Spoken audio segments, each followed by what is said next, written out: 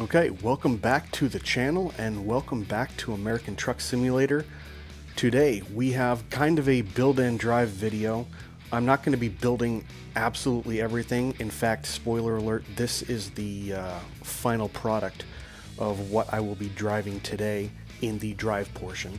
But we're going to start out in the shop because this is the FLX 359 Peterbilt.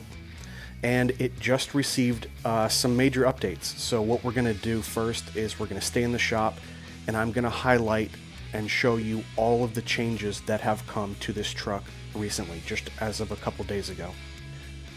So not a full build, just the updates. And there are some caveats to the way some of these things work. If you don't have this truck or you're on the fence, maybe this will help you out. If you do own the truck, there are still a couple caveats that you need to pay attention to in order to get all of the options that you see here, and I'll walk you through that right now, and at the end we'll do a short drive. So let's get into it. So the first change that FLX has noted is this now has Sissel Megapack compatibility. So all kinds of things that you want to put on the inside, you are free to add now. That is cool. He's also added a cabin suspension simulation, so we get a little bit more movement from the inside now, and it is noticeable. It is noticeable by me, for sure. Painted frame option. Let's go ahead and go to the accessories. And as we see, we have the option for the frame, and we can either do it just black, we can make it red, or we can change it to paint. So you do have those options now. I usually like to leave it black. Maybe because the way that I've built this truck is not conventional. As you can see, this is actually the lowered option, and we're going more for a show build. And rather than leave it red, maybe we'll just go ahead and leave it white, like the paint on the truck. Okay, so that is the painted frame option. The next one is actually pretty welcome by the community, and it is all about the sun visors. The first thing he's done with the sun visors is he's put in different models. So if we go and click on the sun visor, there are tons of options. I'm just going to go click through a bunch of these right now so that you can see everything that is going on. I'll zoom in a bit so you can see. Aluminum, chrome, paint, all different kinds of sizes and shapes.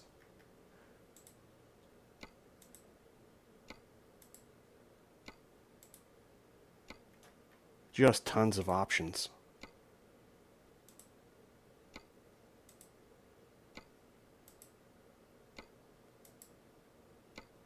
Now this one, wicked drop. That is crazy. I don't know how you're going to be able to see anything with that.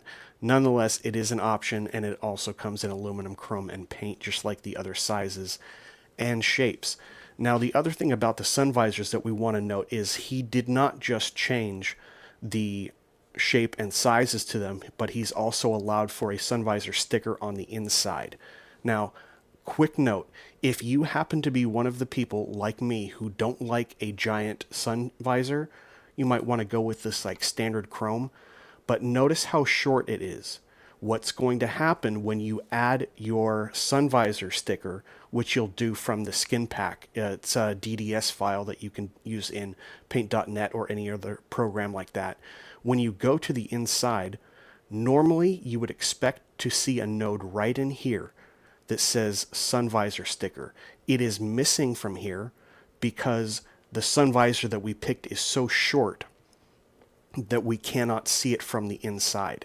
So if you think that something is broken with the sun visor sticker node that's normally here, you probably have this standard shorter sun visor. I'll show you the difference if we go back to the outside and click on sun visors. I made a quick skin here. It's just basically a gradient, but I did it using the standard 02, and we'll put it in chrome. Notice how much bigger that got. So again, here's the first one in standard chrome, much shorter. You can't see it from the inside, but you can see it on this standard 02 chrome. And now what happens if we go on the inside? magically, because we can see the sun visor now, we see this sun sticker mode. Click the node, and this is the paint that I did. It's very basic. It's just a quick black to green gradient. Nothing really spectacular going on with that, but I did want to do something, even if it was basic, to show you that how it looks from the inside, but also to remind you, you need to be able to see the visor to be able to apply the sticker for this node to appear. So little quick note on that. So that's all about the sun visor stickers and the different shapes. The next thing is we'll go back to the outside here, and he's added a bunch of changes to the exhaust. If we click on the exhaust mode, now you see that I actually have these little rain flappers, or whatever they're called. And he's added a couple different things. First, you have the option of 5 to 8 inch pipes. You also have the variants in 36 inch, 44 inch, 48 inch, 54 inch, and 60 inch. Now, quick note to this. These little rain flappers, or whatever they're called, actually let me click on one right here. They're called a rain cap. In order to get these, you have to be using straight pipes. That is the way it works. Kind of curious to know, does this exhaust same one work if we're talking about something taller? Notice how it has all these different accessory slots. That is for the different heights that you have. Again, 36, 44, 48, 54, and 60 inches. So if I go ahead and click on 5 inch 60, will be all the way up there, and your indicator is wherever that node is at the end. Then, can we add the rain cap? Yes, we can. Do a search for rain. Boom, there we go. Okay, something else to note, that a lot of these are offered in the 5 inch variant. We do get into 6 inches, 7 inches, and 8 inches, but it only applies to the Tech 9 stacks, which is the newest style. Let me go ahead and click on that to show you. This is the 54 inch height variant.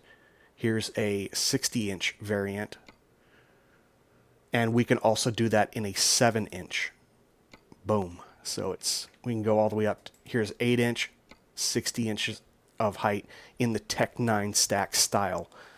But notice that you cannot get the flappers on this, those rain flaps, or rain guards, or whatever they were referred to. You can't get them if they're mitered. You can't get them if they're eagle claw, which is the shape. You can't get them if they're curved. You can't get them in the cowboy. If I just click on or chino or anything like that, there are no options. You should see something light up just like it does when we choose the straight option. So here is the 5 inch straight, 54 tall. And if we scan around, we can start to see, yeah, here are all of our options. So you get that, let me click on it here. Type in rain, you do get the rain cap, but you only get them with the straight pipes. So we do have a few different variations. Kind of pick your poison on that. If the rain flaps are your type of thing, then you're going to want to stick with the straight pipes. But if you go and you pick the Tech 9 version, then you can have all different kinds of heights and different widths and everything like that. So big update on that. And if I haven't already mentioned it, as I was kind of referring to, he, in addition to, what was it, straight and curved and mitered, he also has added chino, cowboy, and eagle claw. And if I haven't shown that to you exactly, let's go through and I'll pick some of that right now. Here is the eagle claw. That's the shape of it. Maybe you've seen it before. It is called eagle claw. Here's the curved. That was actually an older one. The cowboy is a new one. And that also comes in different heights. Here's the cowboy in 48 inch. And then he's also added the chino. Let's take the chino up to, well, this one comes only in the 5 inch, but we can go up to 48 inches in height with it. there is your chino. So lots of different shapes, different sizes, and if you want to run the rain caps, then use that with the straight pipes. Now we come to the fender guards, which is what you see, this black patch here, and you'll be able to access that right here with the fender guards. You can pick black, blue, red, and white. I know it's not everyone's style, but it is something that was asked for and something that FLX came through with. We also have the Hoagbuilt mudguard accessory. That's back here. So if we click on the mud guards, we have them in 30 inches and we have them in 34 inches. You can still get your same standard paint, aluminum, and chrome in all of these different shapes. These are the two new ones here, the 30 and 34 inch Hoagbuilt mud flaps, or mud guards rather. So something else that was adjusted was the exterior chrome parts and material. All of these different types of things were adjusted, probably to get a much better chrome look, and it actually shows. Another adjustment was the rear suspension height, because we're working with something lowered right now. But if we change it back to typical 6x4, just kind of have a reference point for where this fifth wheel lines up, like it's lining up with that first little pull out on the tool chest drawer right there. And if we go and switch to 6x4 by itself, the height isn't changed, because there was a problem before when you got the lowered version. It was making it hard for you to hook up to a trailer. I'll go back to the lowered version, and there has been something applied in height to get that to line up. So nice little adjustment there. Interior chromes were fixed on the inside. You have various, especially the bezels for the gauges, and if you along the shifter too was improved and fixed. The hood was reworked. There's really nothing to show you, but there was a little bit of design there. Square headlight model was changed, so if we go back to the outside and the accessories, we can do tons with this headlight. In case you didn't know, there's the visor for it, there's the lens for it, and there's the headlight itself. I actually have the classic chrome going on here. Love that design, but the square chrome, square aluminum, square paint, all of those were improved, so that's what they look like now. There was a small reworking to the filter and air intake tube. Not much to see, but I've got mine set up here with the lights, and there are plenty of options now for these air filters. Plenty of options between paint and aluminum and chrome and different combinations of them. I also wanted to note something, and honestly, I do not remember offhand whether this was the case before, but in addition to having the exhaust, there's also an exhaust shape. Now I'm looking for the note. There you go, exhaust base. And it comes in 5-inch, 6-inch, 7-inch, 8-inch, but you can also get them in 90 degrees. You can get them in 58. You can get them in aluminum. And the default, if it doesn't say it, is chrome. So something to note. If you do go ahead and change this, it is going to affect the entire stack. So if you switch to a 6-inch or a 7-inch because you want a different shape or a different angle, 58 degrees, 90 degrees, it is going to reset what you have here. So you will have to redo the exhaust mode, especially if you've added those rain caps on the straight pipes. And the last thing to note is this little blinker on the fender is now optional. And how you get to this is it's actually looking right over the grill. It's the front fender blinker. And we're looking at this right here. So if I do away with it, boom, it disappears, or I can choose it again. I'm going to go ahead and leave it in. But those are the major updates that were done on the FLX 359. Now let's go ahead and take it for a spin. Okay, we got everything set up here. We got our 359 rebuilt. I actually decided to put the rain caps back on because I like them. You might also notice a couple things that I didn't notice, or that I didn't mention. Make sure that when you are getting the updates for this, you're downloading the base file and you're updating the def file if you need that as well. And then there is a third one, a skin pack, or a skin, what is it? It's something that has to do with skin, and it's so that you can get these new details. For example, there was one DDS file that allowed me to do both of these things, to put the US dot, the city, and also I just threw my little HatreyuGaming head on there. That was done in one file, but you need to make sure that you update the paint skin. That is a separate SCS file in order to make sure that you can update it. That is also how I got the update for the interior sun visor sticker that I showed you earlier, that black to green gradient that I did. Of course, you can put lettering on it and design it any way you want. I'm not a skinner. I just wanted to show you how it was going to be changed. So that's how it looks, and I think it's pretty fitting because I haven't really addressed it now, other than making an announcement a couple videos ago. This is the newly released Pizzster Temisko end dump trailer.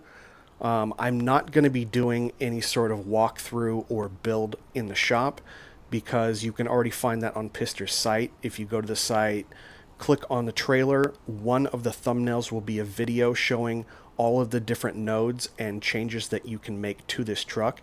It looks pretty freaking cool if you ask me. And so I just went ahead and threw, and I normally don't do this because I'm not a skinner, you can tell. I went ahead and threw my head up there again, and this Freebird transport sticker. That's actually taken from the sign of the shop from Jab Mod Shop that Pauly's Custom Skins did for me. So it's really basic. I just really like the chrome look, and again, I'm not a skinner, but that's what we have set up. We'll take it for a drive. I wanted to mention also, I have a pretty beefy engine in here. A lot of the loads that come for this Temisko end dump trailer are pretty high, in the hundreds, thousands of pounds. Some top out probably around 115,000 pounds. So I've kind of super-sized the engine. It's definitely a modification, but I am going to be using the it's Johnny Cash's Cat 1693. It is the Lope mode version, and it is 810 horsepower. Because of that, let me go ahead and show you all the different loads that we can get for it. So not clicking on any particular city, we see a lot of, so we've got 106,000, 105,000. Sometimes we can get some lower ones, like in the 60s. I'm not seeing a whole lot of them right now. Oh, there we go. So we got 40s. We got one in the 90s. Maybe we'll just do that one. I don't know. We have an 810 horsepower engine. Kind of makes sense that we just stick to something in that. So let's go ahead and do that. You know, let's make sure that this is a little bit of a shorter drive because we've already had the walkthrough. So let's go ahead and do, you know, this one's fine. Let's take some corn from Salmon River to Lewiston. I'll get that set up and I'll be right back. Okay, we are up here on the Salmon River and we just got our load of corn. Again, it's 105,840 pounds. Should be pretty challenging, but in case I didn't make it difficult on myself enough, what is a 359 without a twin stick setup? So we will be rocking a 6.4 Spicer in here. I've done it a little bit different than most people, but because of the allocations that are allowed for all the placements of the gear shifts in ATS, I've kind of modified it into a 3.4 in low range and another 3.4 in high range. And I've been driving a lot of different transmissions lately, so we'll see if I don't screw this up too bad. All right, let's get the lights on, get the windows down. We'll start her up. This one will be a fun one. Oh, I'm liking that. I am liking that.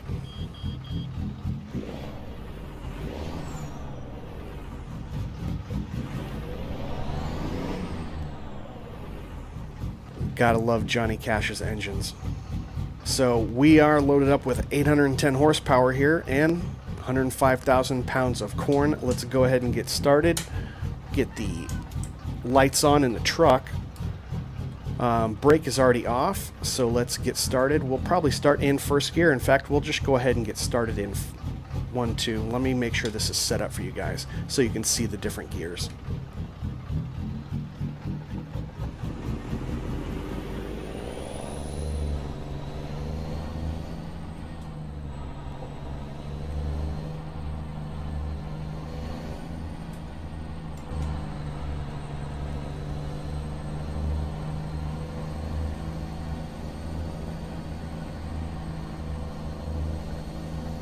Nice cargo, nice trailer.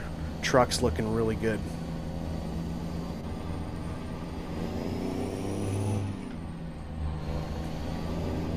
Probably just keep it in first for now because we got a little bit of a turn here going on. Got to get around that tree as well. Nothing coming from the right. Kind of tight getting out of here. But it looks like we're going to miss that tree. I like it when it's challenging like that, though. There we go. Which way are we going out of here? Going out right. Kind of wedged myself in here. Let's go ahead and get started out in 1-1. Don't see anything coming, but like a lot of places that you're driving out of, it is on a curve. Oh, I don't think I gave myself enough room. I didn't. I absolutely didn't. What an idiot! On that. I do have 4 reverse gears, just like you would in a Spicer. However many auxiliary gears you have is how many you're also going to have in reverse, just like every gear.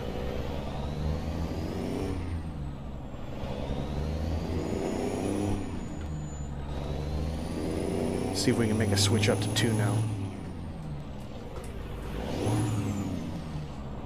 There we go.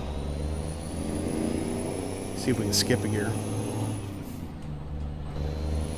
Yeah, you're not going to use all these, especially if there are 24 gears. I may be using more than I normally do because it's so much weight that we're carrying. And I'm definitely over revving it to speed match and get that auxiliary in gear.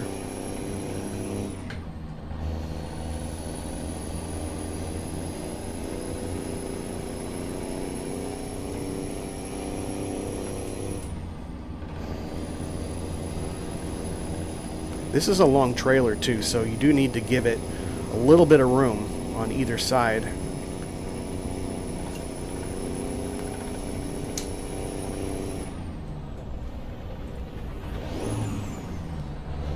Still over revving it. And every time, I mean, I run this transmission a lot, but it's different with every engine that you pair it with. So keep that in mind too. Building some speed here. That one didn't shift.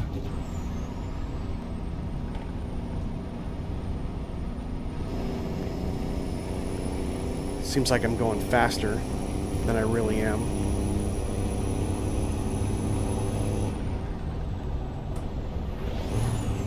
Skip 3 gears there.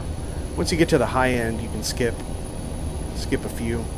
Like up in the top in 5 and 6, because when you're talking about having 24 gears, it's not like you're going to need all 24 of those gears. Especially on the high end, what you're doing is you're looking at variations to keep your truck at the proper RPM. It's easier on the engine, easier on the driver.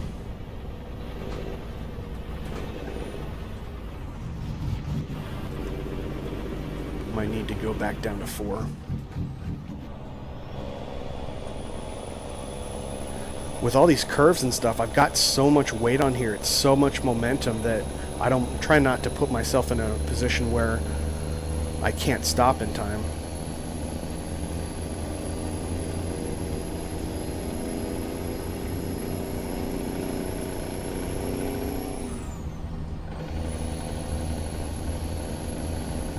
So we got another 40 right around here.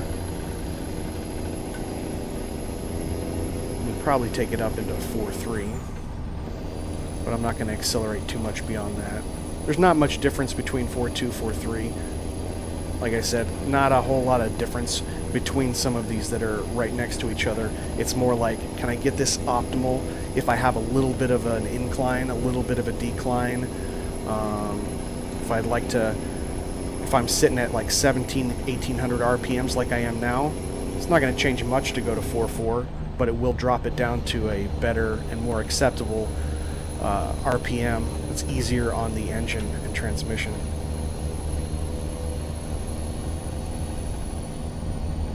Where I try to keep it, especially with a lot of these Spicer transmissions, is I'm using that auxiliary to fine-tune, because I really want to run it more in like at that 1600 RPM range. We got a little bit of a incident up here. Put on our 4-ways, let people know we're gonna be cutting this a little bit wider. Give that police officer some room. And let's go ahead and make sure we're not going over 50 here. I'm just going to apply a little bit of the Jake. Nice sounding Jake. Come off that. But it's real fun. If you're looking for a challenge, set up a twin stick system and give yourself all kinds of curves and uphills and downhills. That'll keep you busy. Drive will fly by.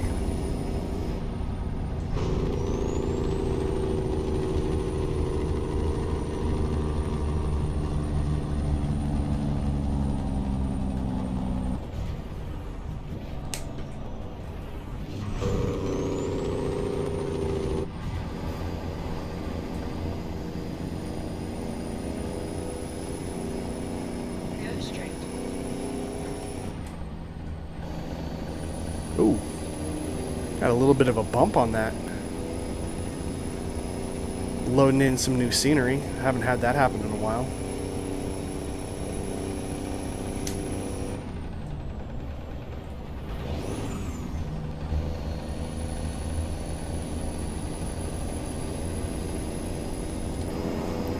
Check out our corn in the back.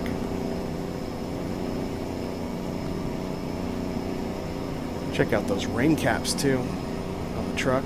Looks real good. I'm liking it. You know, third person vantage points and me do not match very well.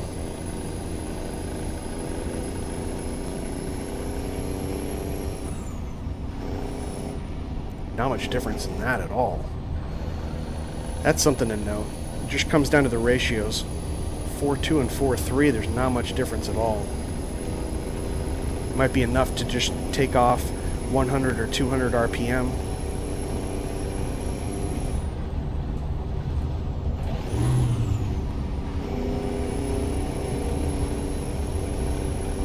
Likewise, I think it's going to be the same 5.2 to 5.3. Let's try it. That was actually a bigger difference. That one dropped a little bit more than 300 RPM. 55, we're right at it. A little bit of a Jake.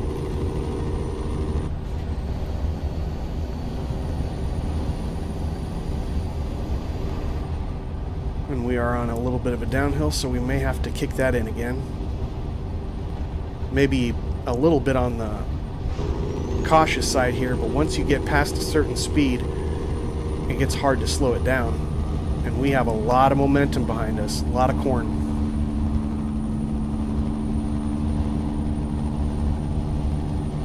Just keep slowing that down because we're going down to 50 now on this curve.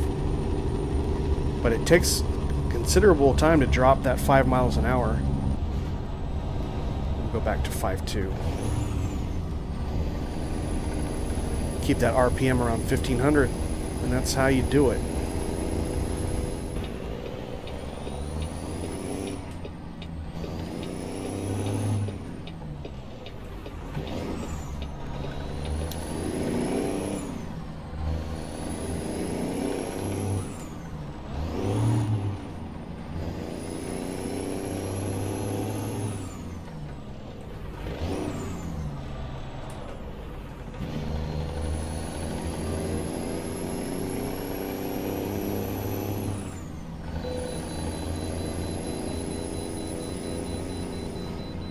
It's on the left. Gotta get over.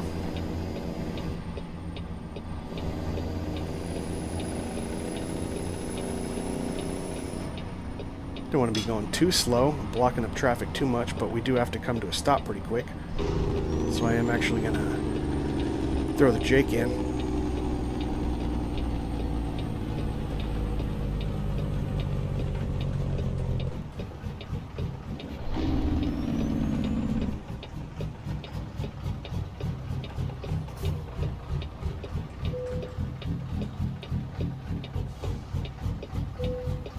All right, 145,507 is our gross.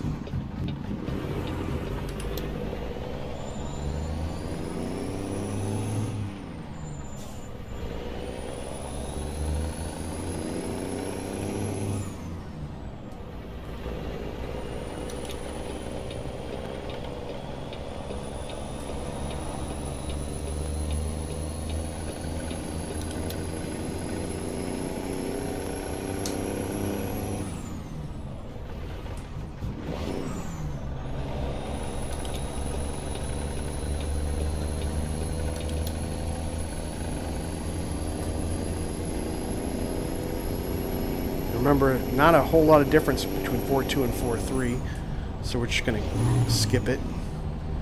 Go up to 4.4. I don't think I let it back off enough on the tack before I put it in, though. I'm trying to float. Oh, we're only 45 here.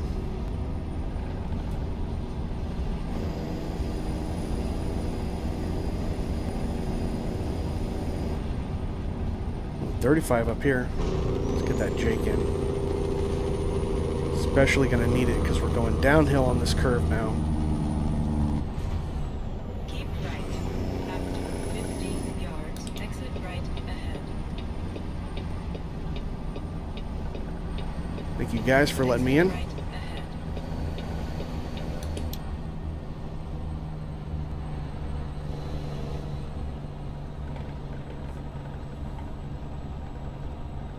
Coming up to a stop here.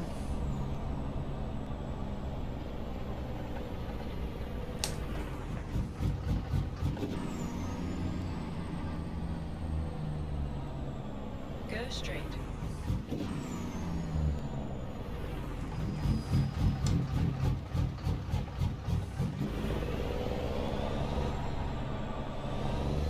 Looks like we're just going straight ahead. Nothing coming from the left. Nothing from the right.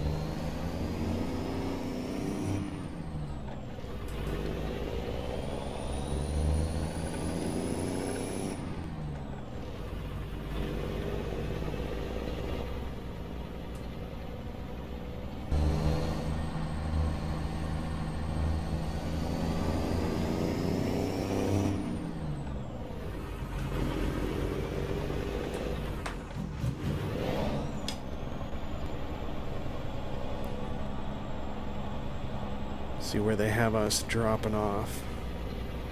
Go ahead and get our four-ways on. Put the windows down. Oh, they were down the whole time. I never even picked them up. Where do they have us going? We in the back? We on the side? What's going on? Oh, you know what? I think we're in the back, tucked in on the right. There we go. That's where we are. All right.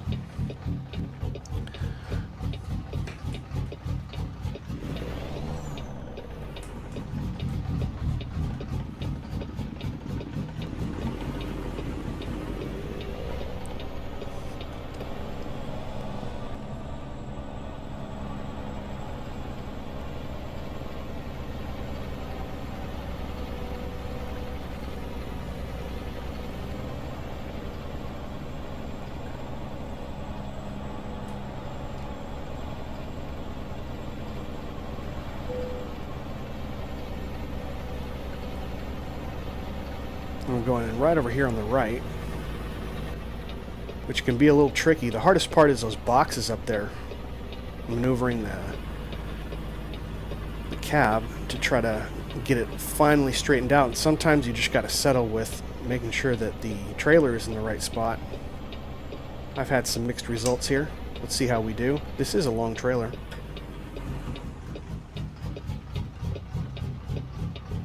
There we go. Start out in, we're just going to go slow, reverse first. Hit the horn so that they know that we are coming back.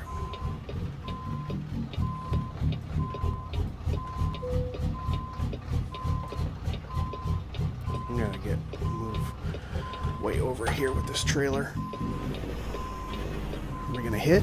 I got to get out and check it out. Oh, we are way going to hit. That thing moved quick. Let's straighten out. Don't have the best visibility in ATS, and has nothing to do with the truck. Some, obviously, user error. I thought it took a lot more to get this trailer turned. Yeah, I'd rather just move forward a little bit more.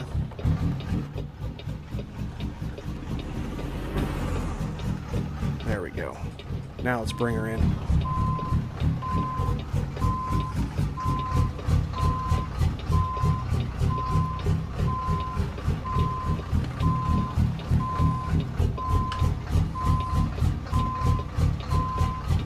What's going on the right side? Those boxes get me.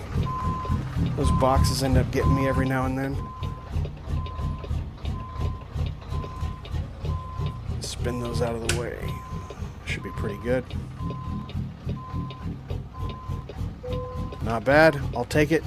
Not perfectly straight, but... Okay. Parking brake. Windows up. Parking lights on only. Kill the engine. Get rid of these things. And let's... One more little look before we make the final delivery. Lots of great detail on this trailer. The loads look good too. That corn, nice attention to detail. And I like everything that we saw from the 359 as well. Drove really nice, even though I haven't been in the 6.4 Spicer in a while. Hope I didn't screw that up too much. Anyway, thanks for stopping by and coming along on the drive. I hope you liked the build on the 359 FLX updates and enjoyed the trailer and everything. If you think I did a good job, or if you enjoyed it, go ahead and give me a thumbs up. Consider subscribing and hitting the notification bell so you can see all of my videos. And I will see you guys on the next one. Take care.